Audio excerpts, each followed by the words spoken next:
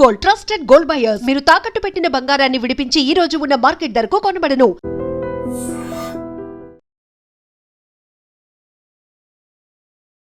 నమస్కారం, welcome to I dream. ధర్మ మార్గ విత్ విజిత కార్యక్రమానికి స్వాగతం.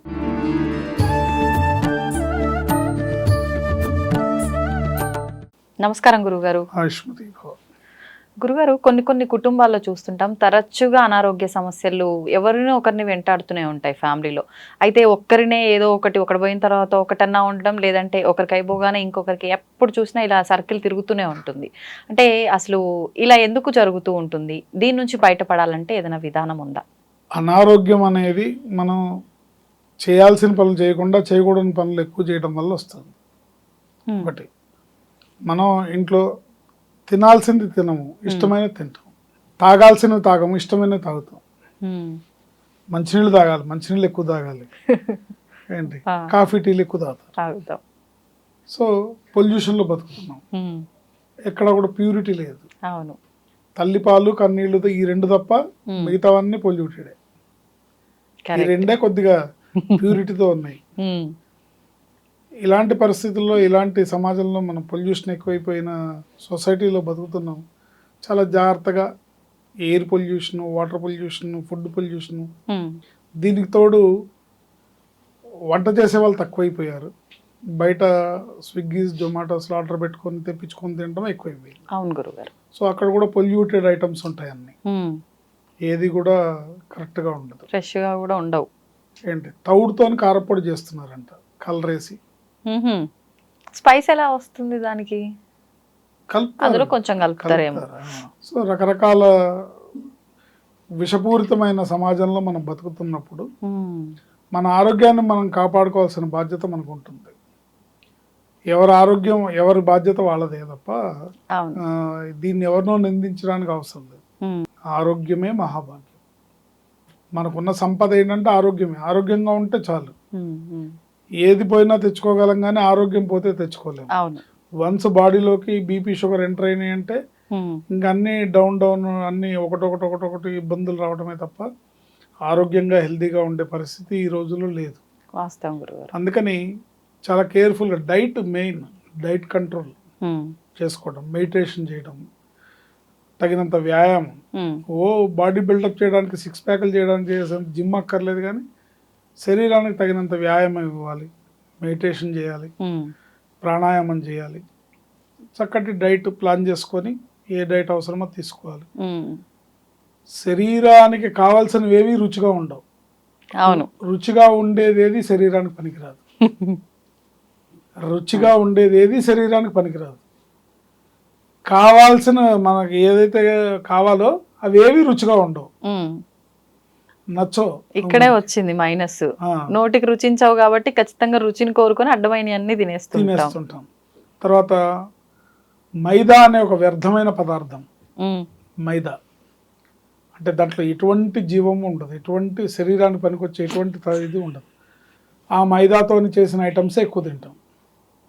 బ్రెడ్, బన్ను, నూడిల్స్, ఏది చూడండి మీరు హోటల్స్లో పూరీలు, పరోటాలు మైదాతోనే చేస్తారు. అవును అవును గురుగారు.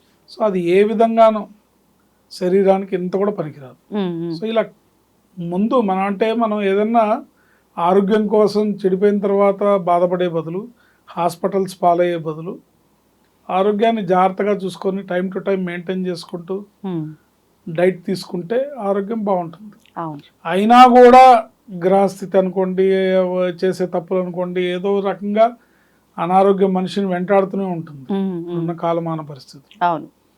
సో అలాంటప్పుడు మనం చక్కటి మంత్రాన్ని ఉచ్చరించడం ద్వారా ఆరోగ్యాన్ని పొందొచ్చు. ఏదేమైనా మన చేతుల్లో ఉన్న పని మనం చేయాలి కదా. మంత్రం కన్నా కూడా కరెక్ట్. మంత్రం మీద ఎప్పుడు డిపెండ్ అవ్వాలంటే మన చేతుల్లో లేనిది చేసేటప్పుడు మన చేతుల్లో ఉన్న పని మనం చేయాలి. డూ యువర్ బెస్ట్, అంతే. God will do the rest. Do what ever you can, God will do what ever you can't. So మన ప్రయత్నం మనం చేస్తూ సరైన ఆహారం, అంటే ఆరోగ్యమే ముఖ్యమైనప్పుడు రుచి అనే దాన్ని పక్కన పడేయాలి. అంటే చిన్నపిల్లలు యంగేజ్లో ఉన్న వాళ్ళు ఒక 40s వచ్చే వరకు రుచికే ప్రాధాన్యత ఇస్తారు. ఆ బిర్యానీ తింటాం, ఇది తింటాం, అది తింటాం, ఆ కర్రీస్ ఈ కర్రీస్ అని రుచిగా ఎక్కువ ప్రాధాన్యత ఇస్తారు. అవును. బట్ ఒక ఏజ్ దాటిన తర్వాత 40s దాటినాక ఆ పాటగా మనం అన్ని తినేసి ఉంటాం కదా, ఇంకా వాటి మీద ఫ్యాంటసీ ఎందుకు? అవును. చక్కగా మంచి డైట్లోకి వచ్చేస్తే ఆరోగ్యం 10 కాలాలు బాగుంటాం, అంతే. లేనట్టయితే ఇబ్బంది పడతాం. కానీ శాస్త్రంలో ఒక అద్భుతమైన మంత్రం చెప్పబడింది. ఇది త్రినామ మంత్రం, అంటే త్రినామ మంత్రం అంటే 3 నామాలు. ఈ 3 నామాలు ఒక మహామంత్రం అవుతుంది. ఈ 3 నామాలని నిరంతరం ఎవరైతే ఉచ్చరిస్తారో వాళ్ళు ఎలాంటి రుగ్మతల బారిన పడరు, ఎలాంటి అనారోగ్య సమస్యలు వారి దరిచేరవు, ఎటువంటి శారీరక మానసికమైన రుగ్మతలు. రుగ్మతలు 2 రకాలు, అనారోగ్యం 2 రకాలు, ఒకటి శారీరకమైంది, 2 మానసికమైంది. అవును, రెండోది చాలా పెద్ద సమస్య. ఈ రెండిటి బారి నుంచి కూడా బయటపడతారు.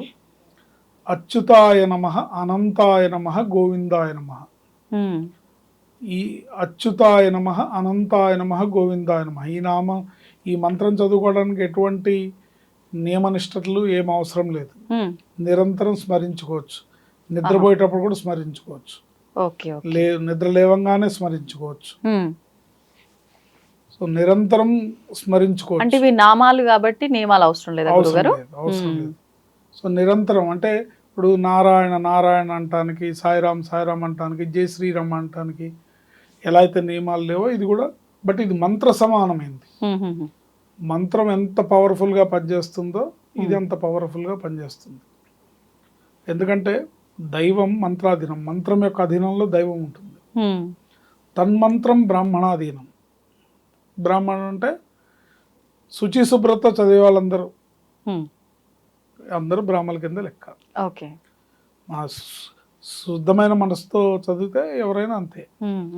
సామెత అలా చెప్పారు. అంటే ఓన్లీ బ్రాహ్మణులే చదవాలా గురుగారు మళ్ళీ కింద కామెంట్ అడుగుతారు కదా. అవును గురుగారు, ఎవరైనా చదువుకోవచ్చు ఈ మంత్రాన్ని. అచ్యుతాయ నమః, అనంతాయ నమః, గోవిందాయ నమః. అచ్యుతాయ నమః, అనంతాయ నమః, గోవిందాయ. దీనికి కౌంటింగ్ ఏం అవసరం లేదు, రెగ్యులర్గా అనుకోవాలి.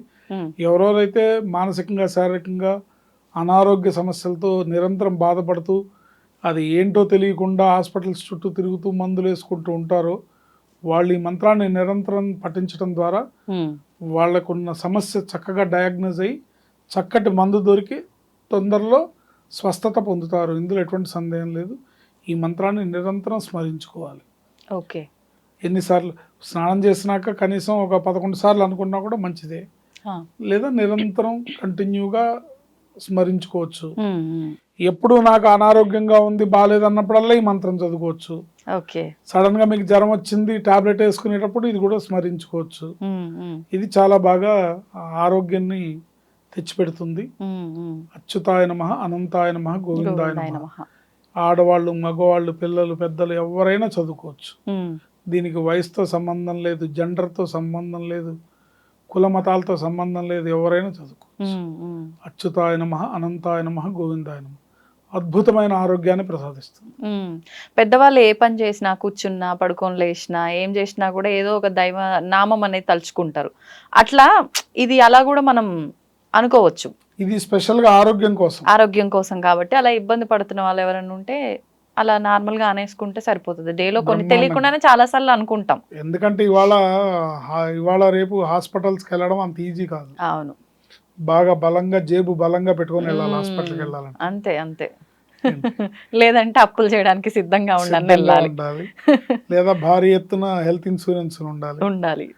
సో ఇవన్నీ ఉంటే కానీ హాస్పిటల్స్కి వెళ్ళలేము. అవును, అందుకని సాధ్యమైనంత వరకు వెళ్లకుండానే మన డైట్ ద్వారా, మన పాజిటివ్ ఆలోచనల ద్వారా, పాజిటివ్ పనుల ద్వారా, మెడిటేషన్ ద్వారా, ధ్యానం ద్వారా, ప్రాణాయామం ద్వారా, చక్కటి డైట్ తీసుకోవడం ద్వారా ఆరోగ్యాన్ని పొందుతూ ఈ మంత్రాన్ని చదువుకుంటే మనం హాస్పిటల్స్కి వెళ్ళాల్సిన అవసరమే ఉండదు.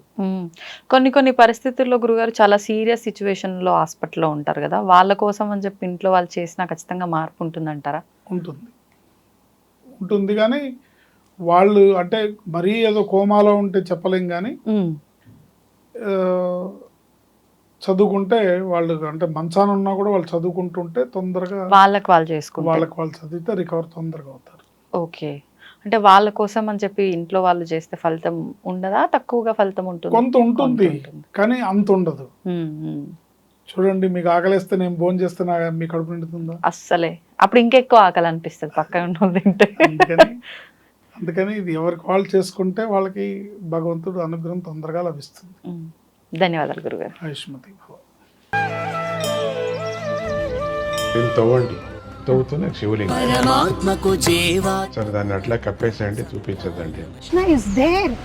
మూర్తి పూజ కాదు, సాక్షాత్ బ్రజేంద్ర నందన భగవాన్ ఉన్నారు మూర్తిలో. ఏమీ ఆశించకుండా ఆరాధించే వాళ్ళు కూడా ఉన్నారా ప్రభుజీ? నిజమైన భక్తి అంటే మనకు తెలియదు కాబట్టి